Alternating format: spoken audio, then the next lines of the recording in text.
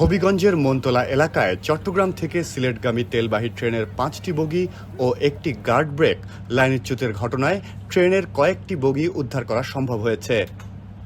আজ দুপুরে প্রায় 500 মিটার ক্ষতিগ্রস্ত রেল লাইন মেরামতের কাজ শেষ করেছে রেলওয়ে কর্তৃপক্ষ এবং 4টি বগি উদ্ধার করতে সক্ষম হয়।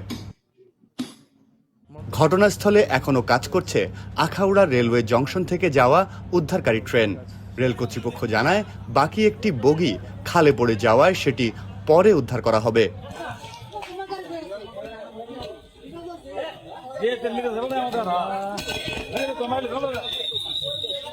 এদিকে এরই মধ্যে বাতিল করা হয়েছে সিলেট থেকে ঢাকাগামী কালনী এক্সপ্রেস, ঢাকা থেকে সিলেটগামী উপবন এক্সপ্রেস ও চট্টগ্রামগামী উদয়ন এক্সপ্রেস ট্রেনের যাত্রা।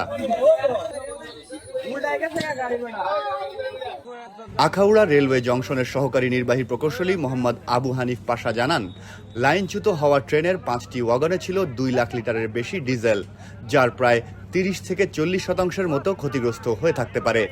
এ ঘটনার পর আশপাশের লোকজন সেখানে ভিড় করেন। অনেকে লাইনচ্যুত বগি থেকে তেল লুট করার চেষ্টা করেন।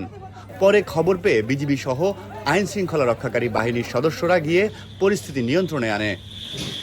তবে কী কারণে এ দুর্ঘটনা ঘটেছে তা এখনও নিশ্চিতভাবে জানা যায়নি। সংশ্লিষ্ট কর্তৃপক্ষ বিষয়টি তদন্ত করছে। 200-র বেশি সার্ভিস ও ফিচারে লেনদেনের সব বিকাশ অ্যাপে সম্ভব।